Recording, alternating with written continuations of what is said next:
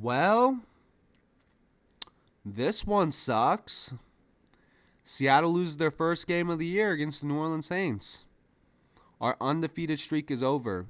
I mean, it was only 2 games, but hey, it was an undefeated streak. We did lose it. Yeah, this sucks, honestly. Like, it sucks.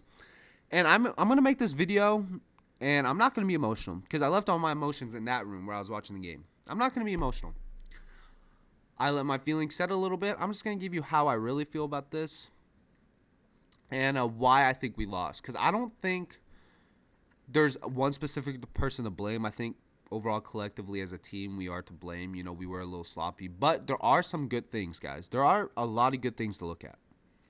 First and foremost, I do want to say I'm sorry I didn't make a video on those Pittsburgh and Bengals games. That's just because I was a little busy. But I think this is the perfect time to make a video because everybody's panicking. Everybody's like, trade Chris Carson, get Jalen Ramsey. Relax.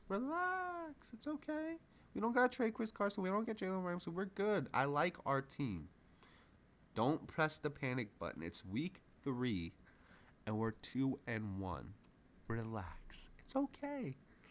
Guys, we are a good football team. Obviously, there are some small mistakes we need to correct, but that's okay. It's a long season.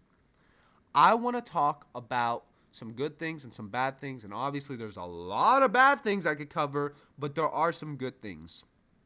Now, I'm going to jump right in because I want this to be a 30-minute video of me just ranting about the Seahawks. So, let's go ahead and jump in on some good things I saw today.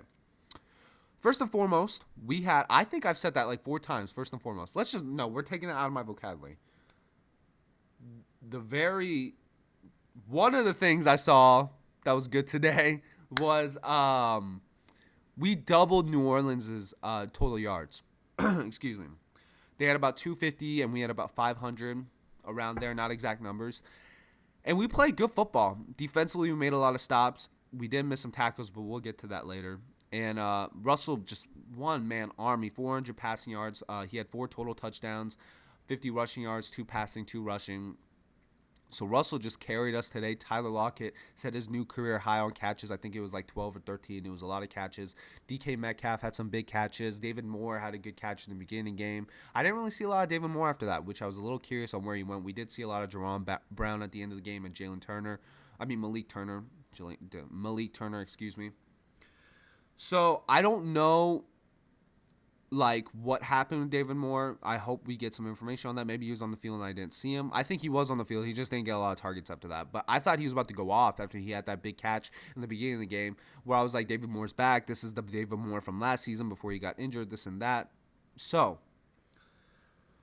that was one positive. Overall, we doubled the yards. Second of all, we gave up 0 sacks, guys. 0 sacks against a very talented New Orleans Saints front line. They have, obviously, Davenport, Cameron Jordan. They have a good defensive line.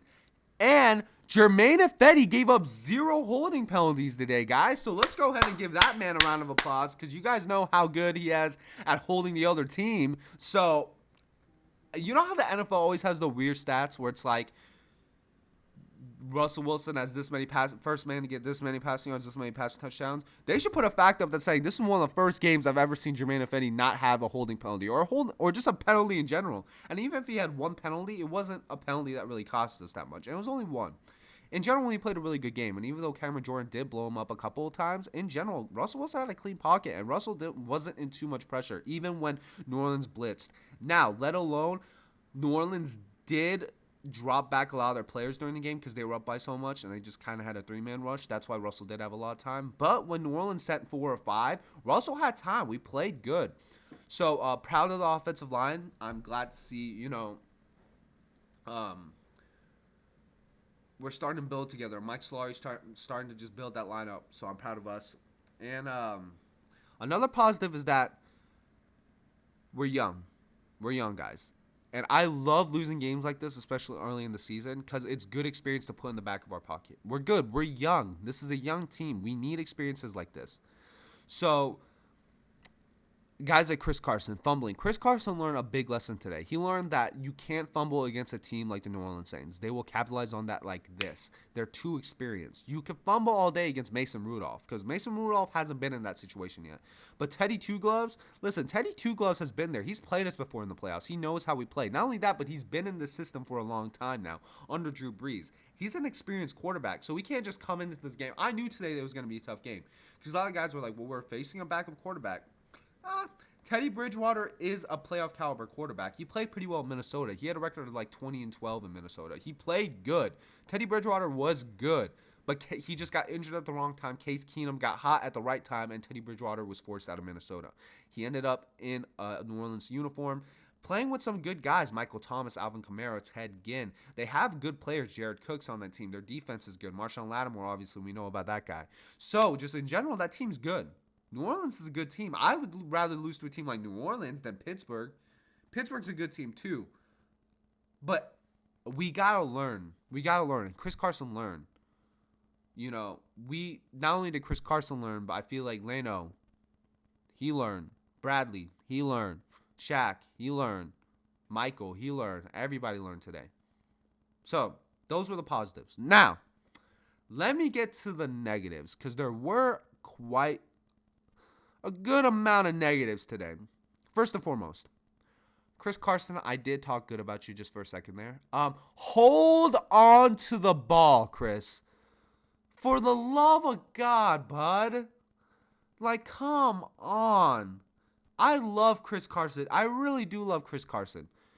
But he's slipped like 10 times today. He's fumbled this week, last week, the week before. Last week, it didn't cost us because luckily Russell Wilson and the defense stepped up and we won. This week, yeah, it costed us. But it wasn't the only reason why we lost. We obviously had a couple of fluky plays, like the punt return. And a lot of people are like, punt returns aren't fluky plays. To me, they're kind of because they're rarely happen in the NFL. And when they do, it kind of changes the game. So, yeah, you know, New Orleans had a punt return touchdown that helped them tremendously. We also had that play on the field goal where Al Woods was kind of, I think it was Al Woods, if I remember correctly. Al Woods was lined up over the center, so it was a penalty when it should have been a missed field goal. That would have helped us out too. We had some missed calls. We had some, we had some missed throws by Russell Wilson, like the one to the end zone to Tyler Lockett. We had one to, I think it was, I don't remember who it was on the, we've had some, just in general. We had a couple of just mistakes, and let me tell you what, we lost 33-27. In my opinion, we lost 33-22 or 21, whatever it was, because I don't really count that last touchdown because it was kind of a garbage time touchdown. And we lost to a good team, and we lost even though we had a bunch of mistakes. So I don't know why everybody's, like, panicking. Like, we're acting like, you guys are acting like Russell and the offensive line were in sync. Russell had no time. Our defense was just getting burned on every play. Everybody's saying that we need to get Jalen Ramsey. Why do we have to get Jalen Ramsey? Our defense was good today. Yeah, we did have mistakes, but everybody has mistakes. KJ had that pass interference in the end zone. That could have helped us. Yeah, but it is what it is. It is what it is. It's going to happen. Trey, got burned a couple of times by Michael Thomas. Not burned, but he got outworked. But that's okay. He's young. He's learning. Shaq missed some tackles. That's okay. He's learning. Michael Kendricks missed a big tackle. Bobby, I think, missed a tackle on the sideline against Alvin Kamara. Bradley missed a tackle. Leno missed a tackle. I mean, Marquise got some playing time. That's a positive. I'm proud of us. One thing I was a little confused on was that I was expecting a lot of pressure today, even though New Orleans does have a good offensive line. We were getting Ziggy Ansah back, and we were going to have Jadeveon Clowney on the other side, so I thought it was about to be a sack fest. I was expecting 3 or 4 sacks, especially with Bridgewater back there, who Bridgewater tends to hold the ball for a long time if you guys have watched Teddy Bridgewater. So I was expecting some sacks, but there's only, I could count on my fingers 4 times when Teddy even was rushed to throw a ball. And I think it's Sean Payton, and Sean Payton has a lot of experience, so he was able to drop a lot of plays where it's short little plays like slants and screens where Teddy could just get the ball out quick, especially with the rain and the crowd, and it's in Seattle, and you're a backup quarterback playing, gets a good pressure, a defensive line with a lot of pressure.